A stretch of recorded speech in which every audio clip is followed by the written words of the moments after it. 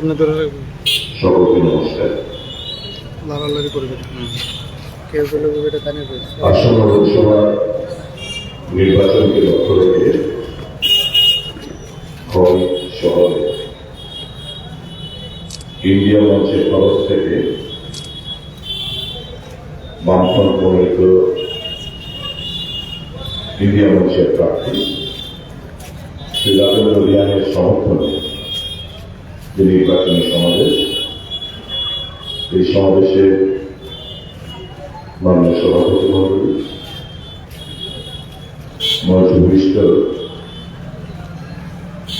রাজ্যের প্রাক্তন মন্ত্রী পবিত্র মহাশয়,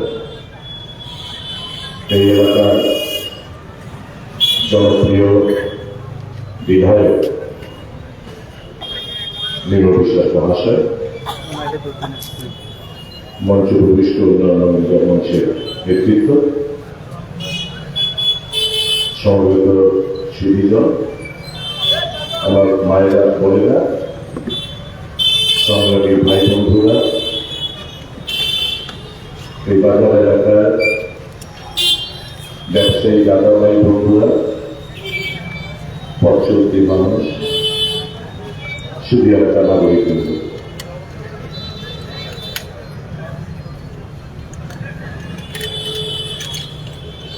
এবারকার ভোটটা অন্যান্য নির্বাচন থেকে একটু ব্যতিক্রম।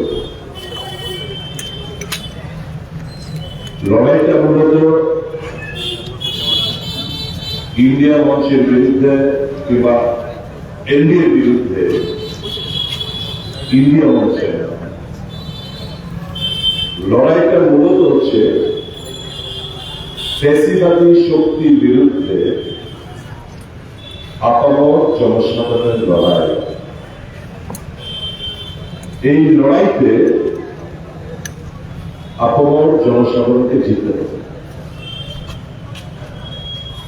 বর্তমানে ভারতবর্ষের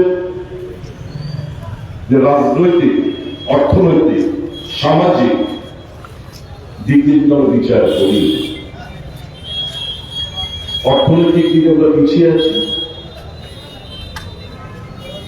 যে সমস্ত জিডিপি কিংবা 5 ট্রিলিয়ন ইকোনমির কথা বলা হয় তার থেকে অনেক দূর।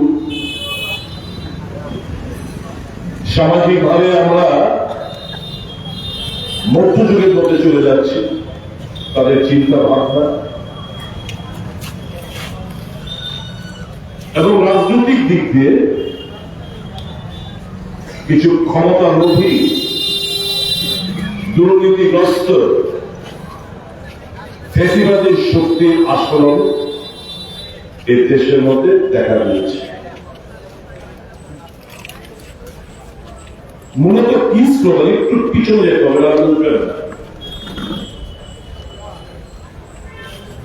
এই যে আমরা বলি যে মিডিয়া বিক্রি হয়ে গেছে, তার কারণটা একটু যদি 2014 প্রাক ভোটে না যায়, জিনিসটা হয়তো অনেকের কাছে পরিষ্কার হবে। ইউপিএ যেমন 10টি বছরে একের পর এক ঐতিহাসিক সিদ্ধান্ত ইউপিএ সরকার নিয়েছিলেন। এদের মধ্যে কয়েকটা যদি বলি, না বলে নাই হয়, এমজি এনরেগা আইন, খাদ্য সুরক্ষা আইন, স্বাস্থ্যের অধিকারের আইন, শিক্ষার অধিকারের আইন, তথ্য জানার অধিকারের আইন, মহারকের আইন। এই যে এখন ক্রেডিট দিচ্ছে প্রধানমন্ত্রী আবাস যোজনা করে, এটার নাম ছিল ইন্দিরা আবাস যোজনা। গ্রামীণ যে এলাকার বিদ্যুৎ পৌঁছচ্ছে, আগেও ছিল, তার নাম ছিল রাজীব গান্ধী গ্রামীণ বিদ্যুতীকরণ যোজনা, নাম পাল্টে এবং দিনদের উপাধ্যায়। স্বচ্ছ ভারত আগেও ছিল, নির্মল ভারত। কাজে প্রকল্পগুলো ইউপিএ জামানায় শুরু হয়েছে। এই যখন একটার পর এক গরিব অংশের মানুষের সাথে প্রকল্প দিতে শুরু করছে ইউপিএ সরকার, এই যে আমাদের আদানি এবং আম্বানি অর্থাৎ পুঁজিপতিদের বিরুদ্ধে যে এখনো আমাদের রাহুল গান্ধী কিংবা ইন্ডিয়া মঞ্চের তরফ থেকে বলা হচ্ছে যে ক্রনিক ক্যাপিটালিস্টদের বিরুদ্ধে মূলত আমাদের লড়াইটা, এই ক্রনিক ক্যাপিটালিস্টরা ভালো চোখে নেয়নি যে এই ইউপিএ সরকার দ্বারা এই ক্রনিক ক্যাপিটালিস্টদের কোন স্বার্থ সিদ্ধি হচ্ছিল না। ল্যান্ড রিফর্মস অ্যাক্ট অনেক রয়েছে, এই যে জমি অধিগ্রহণ করলে যে 3 গুণ 4 গুণ টাকা পায় বর্তমানে, এই যে ল্যান্ড রিফর্মস অ্যাক্ট এটাও ইউপিএ জন্য তখন একটা শুরু করলো আদানি আম্বানিরা, এই ক্রনিক ক্যাপিটালিস্টরা, যে ইউপিএ সরকার দ্বারা তাদের কিছু উপকার হবে না। ইউপিএ সরকার মূলত গরিব, শ্রমিক, মেহনতি মানুষ, এসসি এসটি ওবিসি সংখ্যালঘুদের স্বার্থে কাজ করে যাচ্ছে।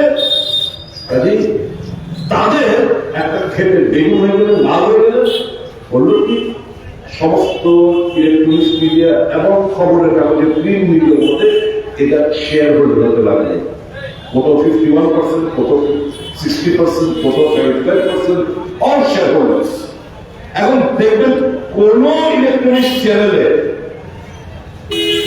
কিংবা মূলত বিভিন্ন দৈনিক ভাস্কর টাস্কর হিন্দি প্রচলিত নর্থ ইন্ডিয়ান দিকে যে খবরের কাগজগুলো রয়েছে, এই সমস্ত খবরের কাগজের মধ্যে কোন ধরনের এই যে দেশের মধ্যে নানা সমস্যা চলছে এই নিয়ে কোনো খবর নেই।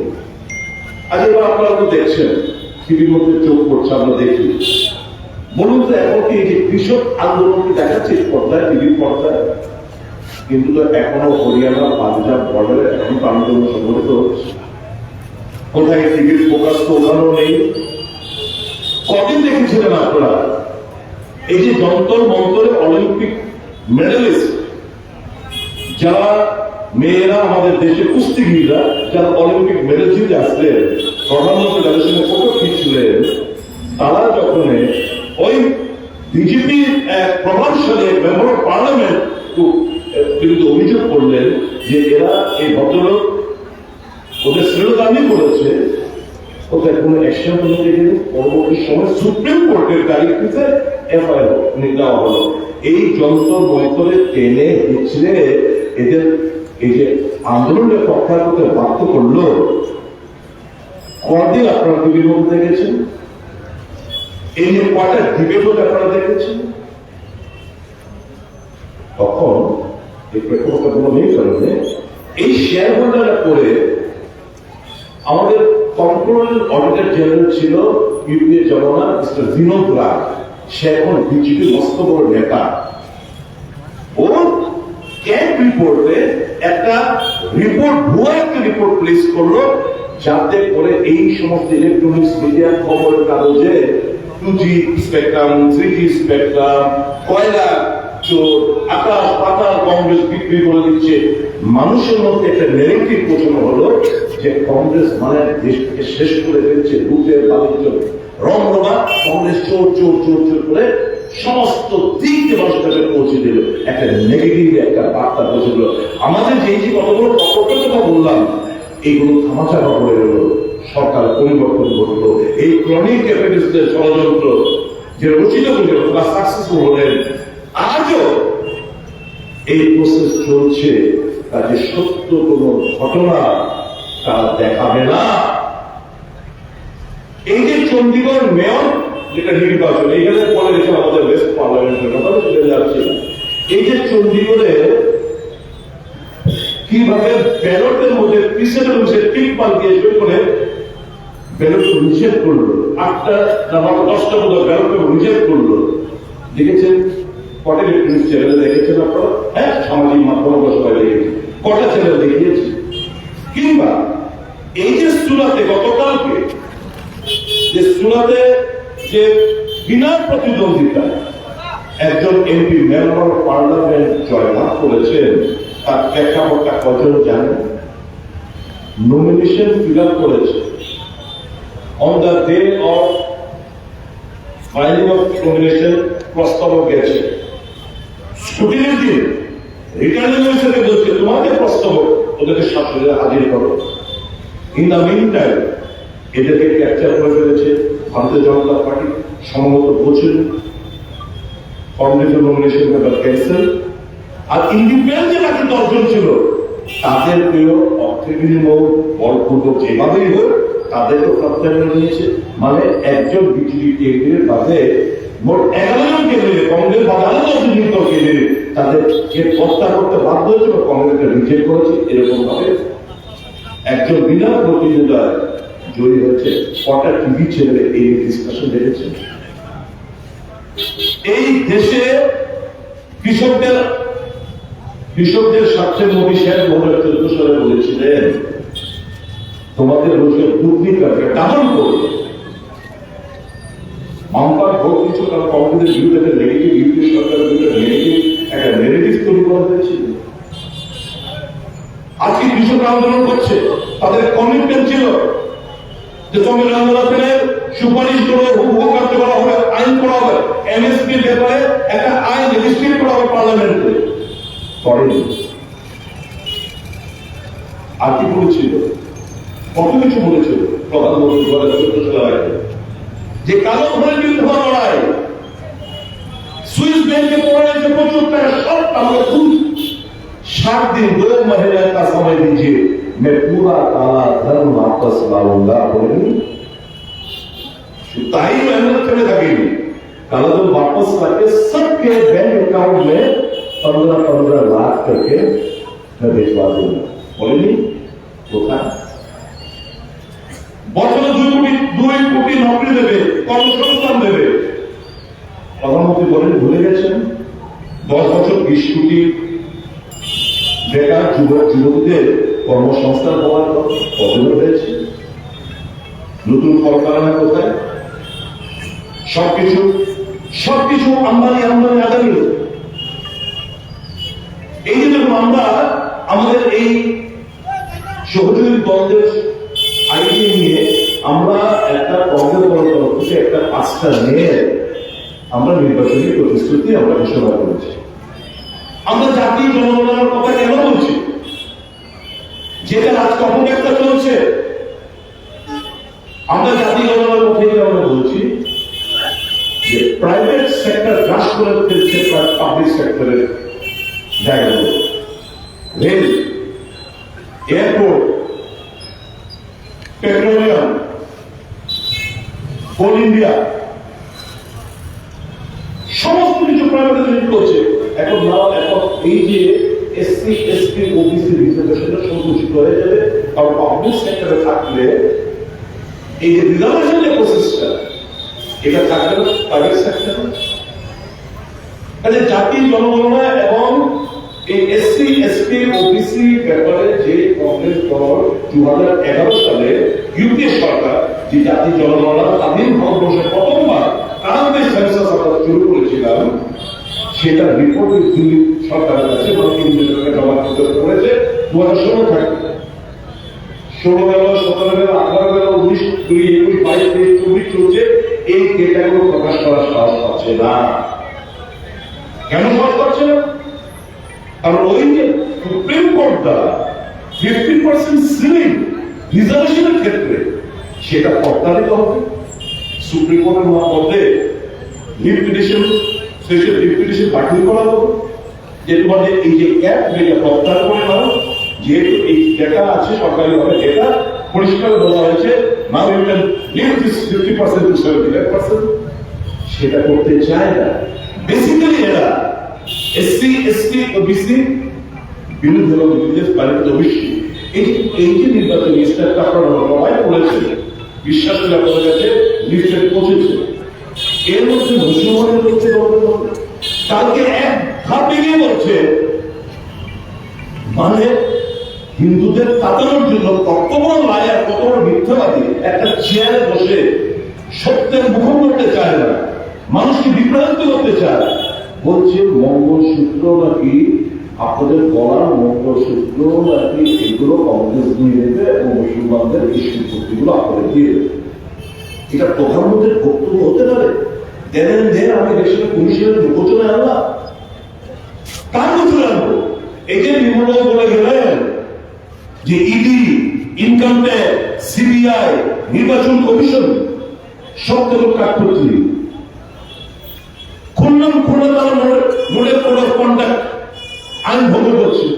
এই যে একজন বলে গেলেন, বোধহয় আমাদের নারী নীতি বলে গেছেন যে এখানকার এখানে একজন দায়িত্বপ্রাপ্ত যার মন্ত্রী বলছে 700 ভোট থাকলে 680টা ভোট তোমাদের বিজেপিকে দিতে হবে। অর্থাৎ ইনডাইরেক্টলি কি বলার চেষ্টা করছে যে তোমরা ভোটে রিলিং করো, ভোটারদের আটকাও, যেতে দিও না, ছাত্র ভোট দাও। এটা বিকশিত ভারত, এটা গণতন্ত্র, এটা সংবিধান বিরোধী মানসিকতা।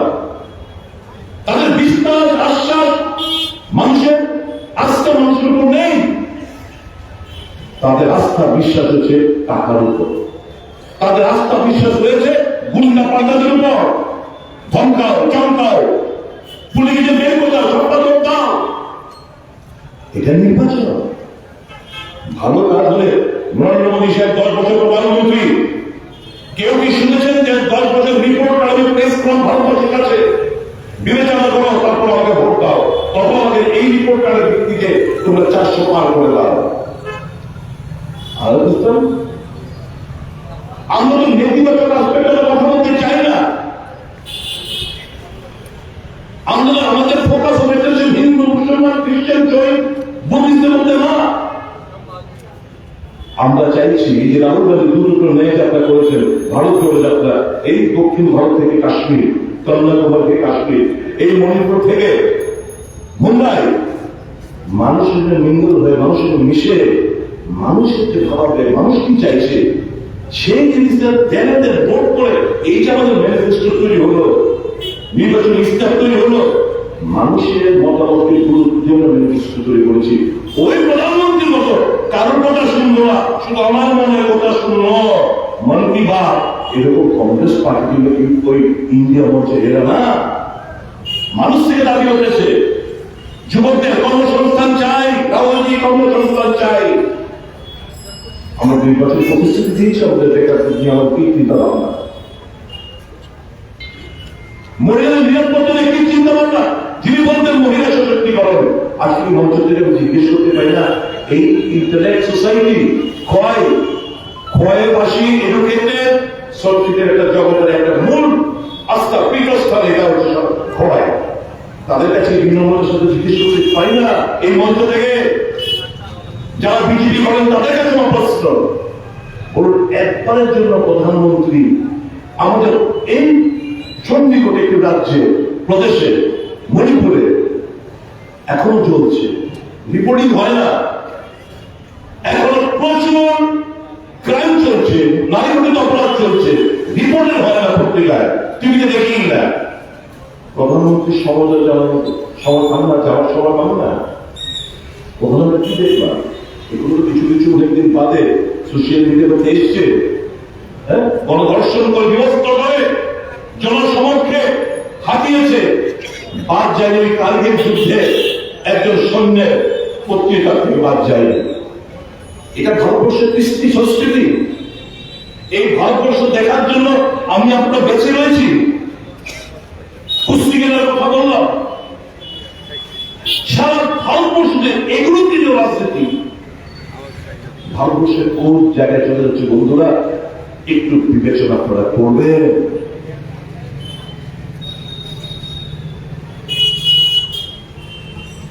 যেভাবে জিনিসপত্র দাম বাড়ছে, সাধারণ মানুষের নাগালের বাইরে। আজ থেকে 10-15 দিন আগে 800 নতুন ভাবে ওষুধের দাম, 800 ওষুধের দাম বেড়ে গেছে, প্রতিদিন জিনিসপত্র দাম বাড়ছে। কোথায় মানুষের যে আয় সমপরিমাণ বাড়ছে না, সেই জায়গায় পড়ে গেল। তারপর বলার চেষ্টা করে আজকে দিন আয়েঙ্গে, আমরা তো অপেক্ষা ছিলাম আজকে দিন, মানুষ তো ভোট দিয়েছিল আজকে দিনের কথা ভেবে, যে বোধহয় 415 টাকার গ্যাস, ওই যে বাবা রামদেব এবং আরো যারা বলেছিল अरे ये तो 300 में हम लोग गैस प्रदान करेंगे, अच्छे दिन आएंगे, जिनिसपत्र दाम कमবে। পেট্রোল ডিজেল দাম কমবে। আজকে কোন জায়গায় প্রত্যেকটি জিনিসপত্রের দাম বেড়েছে এবং গরিবতম লোকের কাছ থেকে সে সরকার, কেন্দ্রীয় সরকার জিএসটির নামে ট্যাক্স আদায় করছে। নোটবন্দি এবং জিএসটির প্রেক্ষিতে কতগুলো ছোট ছোট যে এন্টারপ্রেনার, শিল্প কলকারখানা বন্ধ হয়ে পড়ে কল্পনা করতে পারবে, বেকারত্ব যারা কিভাবে বেড়েছে কল্পনা করতে পারবেন না, স্তব্ধ হয়ে গেছে আনসাইন্টিফিক জিএসটির মাধ্যমে। এবং জানেন, অনেকে বলে, বিজেপি এরা গিয়ে বলে যাদেরকে 2000 টাকা ভাতা দেওয়া হয়, এই তোমাদের ভাতা দিচ্ছি না, ভোটটা দিয়ে কিন্তু সে করে ভাতা পেয়েছে অনেকে। কিন্তু জানেন, এই যে জিএসটি যে ট্যাক্সটা আদায় করছে, ইনডাইরেক্ট ট্যাক্স, এই ট্যাক্সের মাধ্যমে প্রত্যেক মাসে গরিবতম ব্যক্তি থেকে 4 থেকে 5,000 টাকা প্রত্যেক মাসে আপনাদের থেকে কেন্দ্রীয় সরকার নিয়ে নিচ্ছে। যদি এই হিসাবটা কেউ করতাম, আমাদের আমরা করেছি যে যদি 200 গ্রামের হলুদের প্যাকেট, একটা 3 জনের পরিবার যদি আমরা ধরি, যে 200 গ্রামের হলুদের প্যাকেট, 250 গ্রাম মরিচের প্যাকেট, ওই 200-250 গ্রাম তেল, নুন একটুকু, চিনি যদি 500 গ্রাম ধরি, চা যদি আমি 100 গ্রাম ধরি, এরকম করে করে ওষুধ যদি আমি এরকম করে যদি আমি দেখি, একটা হিসেব বসে দেখলাম এই এরা গরিবতম লোকটি মাসে প্রত্যেক মাসে 4 থেকে 5,000 টাকা কেন্দ্রীয় সরকারকে ইনডাইরেক্ট ট্যাক্স মানে জিএসটির মাধ্যমে দিচ্ছে। আর ওই টাকার থেকে, তাদের দেওয়ার টাকার থেকে তাদেরকে 2,000 টাকা দিচ্ছে প্রতি মাসে রাজনৈতিক লাভালাভের লক্ষ্য। না খাওয়া না খানে দুঙ্গা, এই তো ছিল স্লোগান, মনে আছে এই স্লোগানটার কথা? এবং সবাই বিজেপি যারা ছিলেন, মেরি চৌকিদার, মেরি চৌকিদার, মেরি চৌকিদার। এখন দেশের চৌকিদার যদি টাকায় হয়ে যায়, আমি আপনি যাবো দেশের দেশের দেশের চৌকিদার, প্রধান চৌকিদার হয়ে গেছে টাকায়। চোর বলবো না, চোর বলবো না, কারণ টাকা খুন করে ফেলে, টাকা যে খুন করে। এমন ঘটনা ঘটেছে এই ইলেকট্রল বন্ডের, এই সুপ্রিম কোর্টের ভার্ডিক্টের পরে যেটা বেরিয়ে এলো, মনে আছে তো? ওই যে আমরা যে ইঞ্জেকশন দিচ্ছিলাম, নেয় নেয় রেমডেসিভির, যারা করোনা ওষুধ রেমডেসিভির ওষুধ খাইছিলাম, মনে আছে আপনাদের? আমি শুধু স্মরণ রিফ্রেশ করছি আপনাদের মেমোরিটাকে। এই ভেজালকৃত, ওই যে পুনেওয়ালা ভেজালকৃত ইঞ্জেকশন কিন্তু আমরা আমাদের শরীরে নিয়েছি। এই যে ল্যাব, ড্রাগ টেস্টিং ল্যাব থেকে পরপর 3 বার বলা হয়েছে যে না, টেস্টে ফেলিওর, টেস্টে ফেলিওর, টেস্টে ফেলিওর। কি করলো তখন? মোটা অঙ্কের টাকা বিজেপির ফান্ডে জমাকৃত হলো নির্বাচনী বন্ডের নামে, আমরা নিয়ে নিয়েছি। ওষুধ খেয়েছি ভেজাল, ইঞ্জেকশন নিয়েছি ভেজাল, কি টাকার জন্য, টাকার বিনিময়ে এই ভেজাল ইঞ্জেকশন, ভেজাল ওষুধ আমাদের নিয়েছে। আমি যখন একটু চেয়ারে বসেছিলাম, পরিবারের সদস্যদের তালিকা প্রথম 4 জন সোনার ভাই। সোমা ভাই মোদী, 75 বছর, অবসরপ্রাপ্ত স্বাস্থ্য কর্মকর্তা, বর্তমানে গুজরাটে নিয়োগ বোর্ডের চেয়ারম্যান।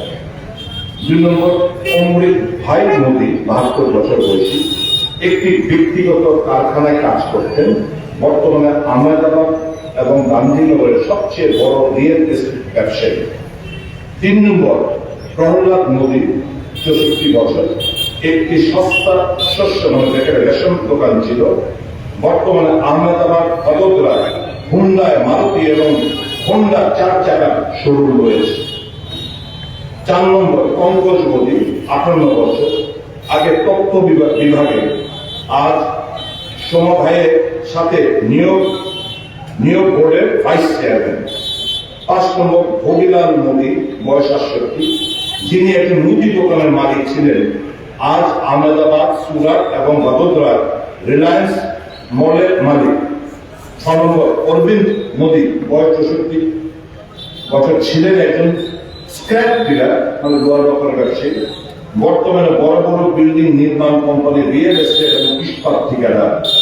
7 নম্বর ভারত মোদী, 55 বছর, একটি পেট্রোল পাম্পে কাজ করতেন, আর আহমেদাবাদে তাদের 11টি পেট্রোল পাম্প রয়েছে। আর অশোক মোদী, 51 বছর, একটি ঘুড়ি এবং মুদির দোকানের মালিক, ঘড়ি এবং মুদির দোকানের মালিক, আজ তিনি ভগিনার মোদীর সাথে রিলায়েন্সের অংশীদার। 9 নম্বর, চন্দ্রকান্ত মোদী 48 বছর, একটি গোয়ালে কাজ করতেন।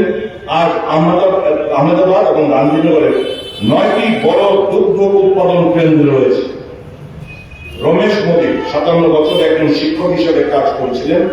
আজ তার 5টি স্কুল, 3টি engineering college, Ayurvedic, homeopathic, physiotherapy college এবং মেডিকেল কলেজ রয়েছে। ভার্গব মোদী 44 বছর, তিনি একটি টিউশন সেন্টারে কাজ করতেন। এখন রমেশ মোদীর সংস্থার অংশীদার। বিপিন মোদী 42 বছর, আহমেদাবাদ ডাকরিতে কাজ করছিলেন। আজ কেজি থেকে দ্বাদশ শ্রেণী পর্যন্ত স্কুলের বই সরবরাহকারী, একটি বই প্রকাশনা সংস্থার অংশীদার। 1 থেকে 4 নম্বর প্রধানমন্ত্রীর ভাই, 5 থেকে 9 নম্বর তারা প্রধানমন্ত্রীর কাজিন।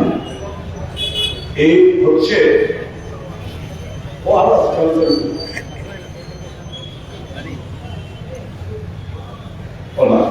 10 নম্বর প্রধানমন্ত্রী মোদীর কাকা জগজ্জীবন ছেলে ভার্গব কান্তিলাল বিপিন, আজ তারা প্রধানমন্ত্রী কনিষ্ঠ কাকা জয়ন্তীলাল মোদীর ছেলে। এই তো না খাওয়া না কিছু তো খানে বুঝলাম নমুনা একটা ছোট ভাই আমাকে উদয়পুর থেকে পাঠিয়েছে, আমি আপনাদেরকে আমি বলে শোনাই। এই যদি অবস্থা হয় দেশে, যাবে কোথায় একটা গরিব মানুষ, যাবে কোথায়? সম্পদ এদের হাতে রয়েছে। এই যে আমরা খবরের কাগজে পড়ি, নীরব মোদী টাকা নিয়ে ভেঙে গেছেন, বিজয় মালে টাকা নিয়ে ভেঙে গেছেন, মায়ের চারশো ভেঙে গেছেন। আরেকটা মোদী কি নীরব মোদী, ললিত মোদী ভেঙে গেছে টাকা নিয়ে। এরা তারা সব গুজরাট থেকে, নরেন্দ্র মোদীর খুব কাছের লোক। এবং নীরব মোদী বলেছেন, मेरे को अगर हिंदुस्तान में भेजोगे तो कैसे मैं यहाँ पे आप पहुंचा, मैं सबको प्रेस कॉन्फ्रेंस के बता दूंगा। মানে এদেরকে ডিপোর্টেশন করেছে, পাঠিয়েছে এই নরেন্দ্র মোদী এবং অমিত শাহ। বন্ধুরা, ভোট দেওয়ার আগে একটু ভাববেন, এই দেশের এই পরিস্থিতি, এটা কি আপনারা আবার পুনরায় দেখতে চান নাকি আমাদের পরিবর্তন আনতে চান? যিনি প্রার্থী আমাদের রাজেন্দ্র রিয়াং, আমাদের ত্রিপুরা রাজ্যের মানুষের সাথে বড় হয়েছে, মিশে উঠে এই বায়ু বাতাস জল থেকে বড় হয়েছে। আপনারা তার বাড়িতে গেছেন কিনা জানেন, খুব গরিব ঘরের বিধায়ক ছিল, পারতেন। বর্তমানে যারা বিজেপি তৃণমূল নেতারা যদি তাদের হাতপাট যদি দেখেন কিংবা তাদের চলাফেরা যদি দেখেন, এই রাজেন্দ্রবাবু পারতেন, নিষ্ঠার সাথে সততার সাথে জীবনযাপন করেছেন। কিছুই নেই, এটিভিতে দেখে নিলে পারবে। যার বিরুদ্ধে উন্নত লড়াই। আচ্ছা, সত্যিকার বুকে হাত দিয়ে বলুন, এই রাজ্যের কৃষ্টি, এই যে সংস্কৃতি, এই রাজ্যের ভাষা, না বাংলা না কব্বর, কিছুই তো জানা না। ভোটে জিতা যাওয়ার পর কই পাবেন আপনারা? কই দেখা দিতে আইব কোনোদিন একবার হাতের কাছে পাইবেন? যদি কেন্দ্রীয় বিদ্যালয়ে কিংবা কোনো একটা কাজে আপনার ছেলে মেয়ে চিকিৎসা কিংবা ভর্তির ব্যাপারে যদি প্রয়োজন লাগে, আপনারা পাবেন ওনাকে। কোনোদিন জিতে ছত্তিশগড়ে থাকবেন, যার পৃথিবীতে পুরো ভুল, ভুল নয়, মিথ্যা। কি ডিগ্রি লেগেছে? এডিগ্রিতে ক্লাস 10। তুমি ক্লাস 10 এপিয়ার নাকি ক্লাস 10 পাস, এটা উল্লেখ করেন। তুমি 1990 সালে ছত্তিশগড়ে যখন নির্বাচনে প্রতিদ্বন্দ্বিতা করেছিলে, তখন তুমি ওখানে বলেছো 1990 সালে আমি শিলং থেকে ক্লাস 10 এটুকু, মানে ওই বোর্ড থেকে আমি ক্লাস 10 এত কিছু চলে গেছি। আর এখানকার এবার যে এফিডেভিটে দিয়েছে, উনি লিখছেন ক্লাস 10 এইচএসএলসি মানে high secondary high school leaving certificate class 10 1992। ওখানে দিয়েছেন 2018 সালে 1990, এখানে দিয়েছে 1992। কোনটা শুধু দুজন লিখে দুজন ফার্স্ট ক্লাস রেজিস্ট্রেশনের শপথ নিয়েছে, কোনটা গেল? ওখানকার ভোটার লিস্ট থেকে নাম এনেছে, certified copy of the voter list এনে এখানে জমা দিয়েছে। ওখানে কি নামে পরিচিত? কৃতি দেবী সিং। এখানে কি এফিডেভিট কি? ওই এফিডেভিট কৃতি দেবী সিং নিয়ে নির্বাচনে কন্টেস্ট করে 2018 সালে। এখানে দিয়েছে কৃতি দেবী দেববর্মা, মানে দেববর্মা সেন্টিমেন্টটা এক্সপ্লয়েট করার জন্য কৃতি দেবী দেববর্মা। ওখান থেকে যে সার্টিফাইড কপিটা আনবে, আজকের তারিখে ইলেকশন কমিশনের ওয়েবসাইট থেকে চেক করুন, 557 ওয়ার্ড আছে ছত্তিশগড়, বুধবার 42 চেক করুন যে আজকের তারিখে কৃতি দেবী সিং লেখা, তো সার্টিফাইড কপি আনলে এখানে ব্যালটে হলো কৃতি দেবী সিং লেখা থাকতে হবে। তাহলে এখানে স্বাভাবিক প্রশ্ন, তুমি এখানে কৃতি দেবী দেববর্মা কিভাবে এফিডেভিটটা সোয়ার করবে? আমি একটা জিনিস করি, চুপচাপি করে যদি জিতেও আগামী দিন এখানে শেষ, তাইলে বই তুলব ঈশ্বর। যদি চূড়ান্ত কোনোভাবে জিতে আগামী দিন লিটিগেশন হবে, পাবে না, এমন দিন চুরি যারা করে তাদেরকে এই শিক্ষিত সমাজ, যেখানে কালচার,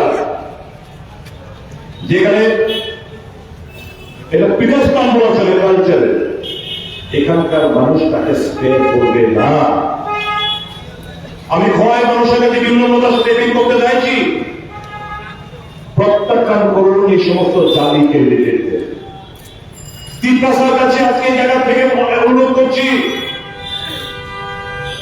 এই মহারাজার মনে গোপনে বীজ রোপণ করেছেন, কিসের?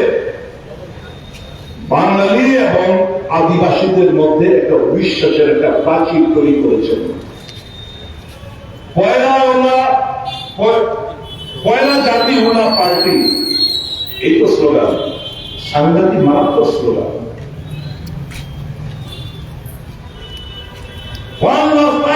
ত্রিপুরাকে ভাগ করো, আর্টিকেল 244 এর মাধ্যমে ত্রিপুরাকে ভাগ করো। আমরা বিরোধিতা করেছি, আমরা বলছি না, মোর এম্পাওয়ারমেন্ট করো, সোশিও পলিটিক্যাল ইকোনমিক্যাল দিক দিয়ে ত্রিপুরা জনগোষ্ঠীকে মোর এম্পাওয়ার করো। 125th অ্যামেন্ডমেন্ট বিল পার্লামেন্টে পড়েছে, পাস করো, যে ত্রিপুরাকে আমরা ভাগ হতে দেব না। আজকে বিনম্রতার সাথে জিজ্ঞেস করতে চাই বিজেপি বন্ধুকে, আপনাদের এই ডিমান্ডটা সমর্থন করেন? ডেটা ত্রিপুরাল্যান্ডে পরিষ্কার করে বলবেন। কিংবা প্রদ্যোৎ কিশোর দেববর্মা কি দাবি থেকে সরে এসছে? ত্রিপুরাকে ভাগ করো, এটা ত্রিপুরাল্যান্ড থেকে নির্বাচনী আকারটা কিসের উপর ভিত্তি হয়েছে, কিসের উপর করেছে, কি পেল ত্রিপুরা? এ কিসের রেকর্ড? কিছুই তো নেই। নো কম্প্রোমাইজ বলতেন, one last fight, constitutional solution, এই তো বলতেন, এই তো বলে বেরিয়েছেন। সহজ সরল আদিবাসীদের আমাদের রাজ্যে তাদেরকে বোকা বানিয়েছে, আসল প্রশাসন, আসল নগ্ন চেয়ার ধরা পড়েছে। এই সমস্ত লোকদের আপনারা ভোট দেবেন?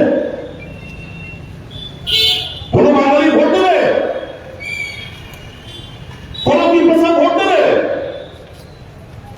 যে পাহাড়ি এবং বাঙালিদের মধ্যে অবিশ্বাসের বাতাবরণ তৈরি করার জন্য যিনি ষড়যন্ত্রে লিপ্ত, সেই লোকদের ভোট দেবেন আপনারা? আমার বিশ্বাস হয় না। তাই তো অসাধু রাস্তা তারা অবলম্বন করার চেষ্টা করছে। সাবধান বন্ধুরা, ভয় মানুষ সাবধান। যারা বিজেপি করো বন্ধুরা, একটা সময় হয় কংগ্রেস করতে, না সিপিএম করতে। বিজেপি তো কসমোপলিটন পার্টি, এলিয়ান পার্টি, তাদের নিজস্বতা কিছুই নেই। সমস্ত একটা বড় ওয়াশিং মেশিনের মধ্যে হচ্ছে কারবার।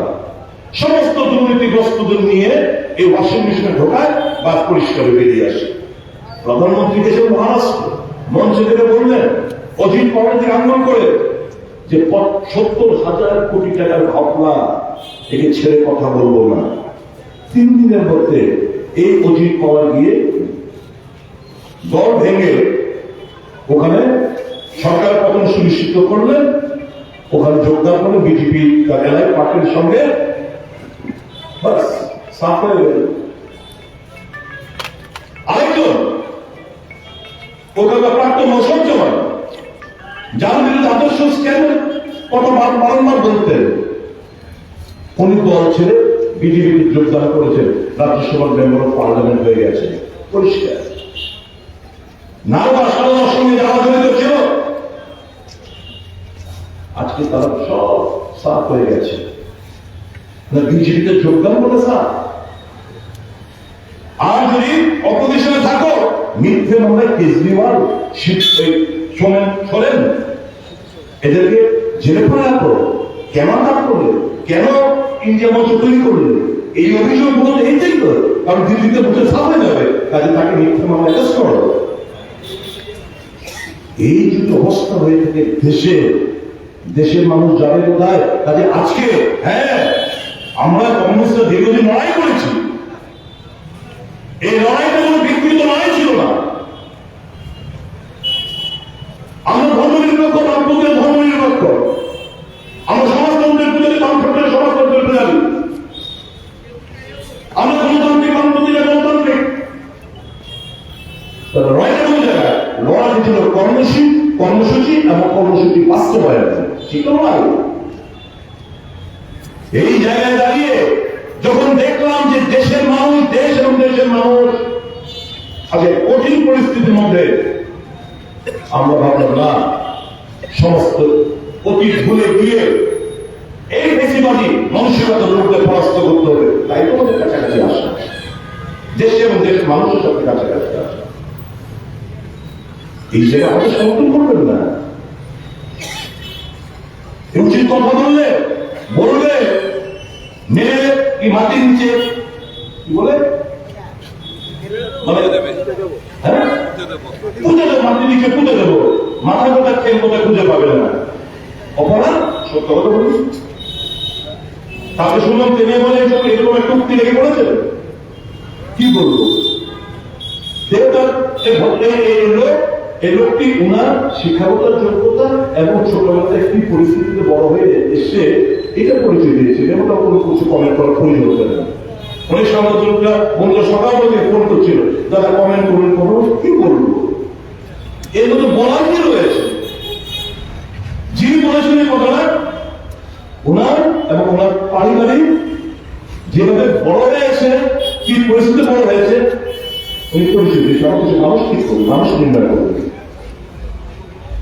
এই যদি হয়, নির্বাচন কমিশন এই সমস্ত ঘটনাগুলো দেখলেও কোনো কমিশন নেই, তাকে বিরত থাকা কিংবা বাকি নির্বাচনী প্রচারের পিরিয়ডটা তাকে অ্যাবসেন্ট থাকা।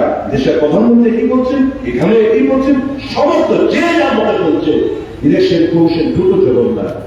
এই যে প্রথমে বলেছিলাম, এই লড়াইটা ইন্ডিয়া মঞ্চ ভার্সেস ইন্ডিয়া না, এই লড়াইটা ফেসিবাদীর বিরুদ্ধে আম জনসাধারণের লড়াইটাকে আপনাদের চিত্ত বন্ধুরা বুক চিপিয়ে, ভয়কে দূর করে, ভয়কে জয় করে আপনার ভোট কেন্দ্রে পৌঁছতে হবে, বাধাপ্রাপ্ত হবেন, প্রতিবাদ করবেন, সকাল সকাল এক জুড়ে বেরোবেন,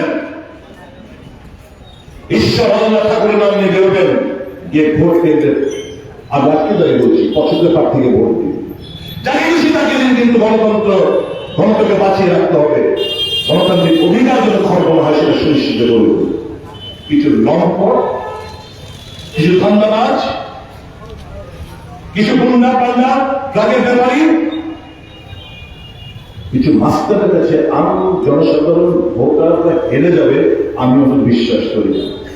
it is your right and you have to assert in your right.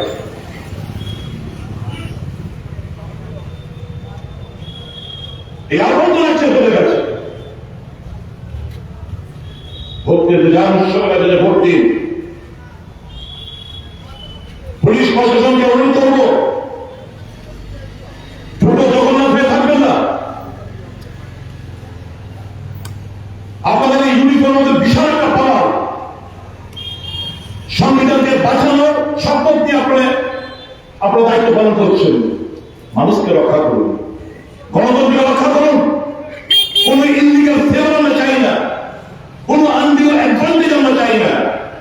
আমরা চাই মানুষ তাদের গণতান্ত্রিক অধিকার সঠিকভাবে যেন তারা প্রয়োগ করতে পারে সেটা সুনিশ্চিত করে। Don't succumb under any pressure. मेरे प्यारे पैरामिलिट्री भाइयों, देश अब बहुत खतरे में है। इस देश को बचाना है। 40 सीआरपीएफ का जवान पुलवामा में उसका जान बहादुर शहीद हुए। क्या मैं जान सकता हूं आज मन से इसका कोई इन्वेस्टिगेशन हुआ? अगर इन्वेस्टिगेशन हुआ तो कहां है रिपोर्ट? कैसे गाड़ी आगे भरा एक गाड़ी को अपने इतना घंटा इतना दिन तक जम्मू कश्मीर की घूमने दिया? ये मेरा कहना नहीं है। सतपाल मलिक जो उस वक्त गवर्नर हुआ करता था, आपने शायद सतपाल मलिक जी का इंटरव्यू सुना होगा, उनका कहना है। और जिस दिन घटना घटी जानबूझ के जिम कॉर्बेट पार्क में, जहां पे कोई टावर वावर नहीं है, देश का प्रधानमंत्री वहां पे वाइल्ड लाइफ का मजा ले रहा था, शूटिंग चल रहा था ताकि कोई फोन पे ना डिस्टर्ब करे। तो ये तो एक षड्यंत्र है, ये तो एक षड्यंत्र है। और जैसे हुआ फिर 2019 में शहीदों के नाम पे वोट मांगा। देशवासी इस जघन्य अपराध में इतना भावुक हो गए कि हाँ भाई, शहीद के नाम पे वोट मांगा है तो हम बीजेपी को वोट दे देते हैं। ऐसा ही तो हुआ। एक शहीद का बीवी कुछ दिन पहले एक नुस्खा में बोल रहा था कि ऐसा सरकार हम लोग को नहीं चाहिए जो करनी और करनी में अंतर है, वैसा सरकार हमको नहीं चाहिए।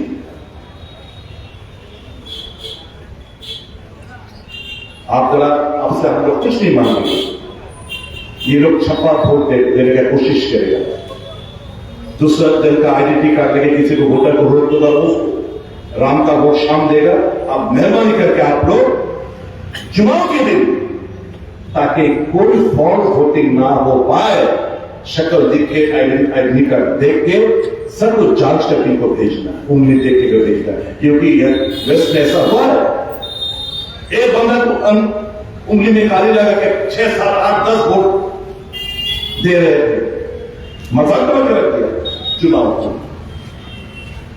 कि देशवासी आपसे बहुत कुछ उम्मीद करते हैं। चुनाव में आपको काम करोगे, आपसे हम लोग बहुत कुछ उम्मीद करते हैं। हमें कोई गलत नहीं चाहिए,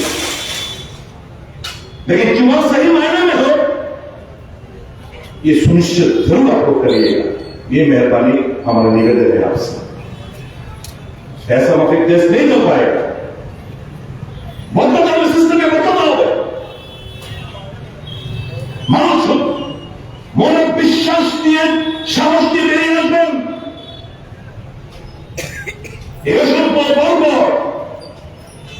এই জনগুলো রাজত্বের কায়েম চায়, এটাকে শেষ করতে চাই আমরা। এটা নীতি আনতে হবে। আমাদের এপিল থাকবে কয়েক প্রত্যেকসঙ্গে ভোটারদের কাছে, আসুন কাস্তে ভাতরে তারকা চিহ্নে ইন্ডিয়া মঞ্চের প্রার্থী রাজেন্দ্র রয়েকে বিপুল ভোটে জয়লাভ করতে হবে। এটা সুনিশ্চিত করতে হবে, গণতন্ত্র রাখতে হবে। বিজেপি বন্ধুর কাছে বিনম্র থাকছি, দীর্ঘদিন আমাদের সঙ্গে সিপিএমের সঙ্গে ছিলেন। এখন যাদেরকে যে আগের নির্বাচনে কাজ করেছে সমস্ত এরা এখন বুঝে গেছে, এরা এখন পিছুটা। এখন কি ইউজের নতুন আমার ছেলে ধরার মতো নতুন ছেলেদের ধরে নিয়েছে। জয়নিং বলপূর্বক জয়নিং করে এই অবুজ ছেলেদের দিয়ে আবার এটা নাটক মঞ্চস্থ করানো হবে। তাই তো ওই যে ব্যক্তি মন্ত্রীকে এসে বলে গেলেন যে 700 ভোটের মধ্যে 680টা ভোট চাই। হতে পারে সভ্য দেশে এই সমস্ত বক্তব্য চলে। আমি ওর বন্ধুদের কাছে বলবো, you have never seen 4th of June. এখন 4 জুন দেখনি, যাই করবা ভাই একটু বুঝেশীল না করিল। 4 জুন বেশি দূর নাই। আমি সমস্ত ভোটারদের কাছে অ্যাপিল করব, যখন বাড়ি থেকে বেরোবেন অ্যান্ড্রয়েড মোবাইল ভিডিও মোডে দিয়ে বুক করে রেখে কিন্তু যে কোনোভাবে গ্রুপে বেরোবেন, সমস্ত ইনসিডেন্ট গুলোর মোবাইলে রেকর্ড বন্দি করবেন। বাধা দেয়, বাধা অতিক্রম করবেন, সমস্ত কারা কারা বাধা দেয় রেকর্ড করবেন, ছবি তাদের নেবেন। পুলিশ প্রশাসনের সাহায্য চালাবে এবং এই ভিডিওগুলো ইন্ডিয়া মঞ্চে যারা নেতৃত্ব রয়েছে তাদের কাছে পাঠিয়ে দেবে। বিনম্র অনুরোধ করে যাচ্ছে। It is from the bitter experience that we face in the West Parliamentary elections.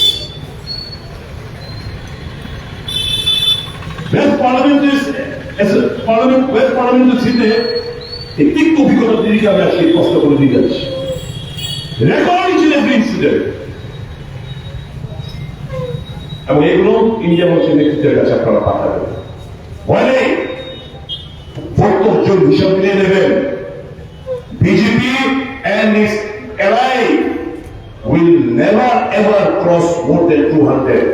BJP এবং তার সহযোগী দল 200 আসন পার করতে দিয়েছে। That is the inner report of the RSS, inner report of the party and intelligence. বুকচিতে লড়াই করুন, ঘুরতে সারে গণতন্ত্রকে এরকম ধ্বংস হতে দেব না। বুকচিতে লড়াই করছি, লড়বো। থাকতে পারতাম ওই দলটাতে, ক্ষমতা উঠিয়ে ছিলাম,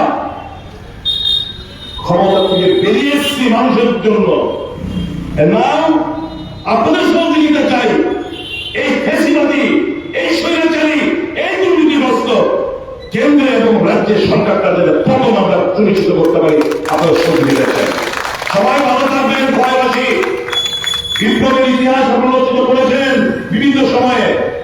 আরেকটা বিপ্লবের ইতিহাস রচিত করুন এই পার্লামেন্ট নির্বাচনে। এই ক্ষয় মহকুমা প্রত্যেকটি গণদেবতাদের কাছে আমার বিনম্র অনুরোধ, নির্ভয়ে ভোট প্রদান করুন, মোকাবেলা করুন, ভয়কে অতিক্রম করুন। ভোট কেন্দ্রটি এক্সারসাইজ অফ ফ্র্যাঞ্চাইজ। সবাই ভালো থাকবেন, সুস্থ থাকবেন। সকলকে আবার নমস্কার।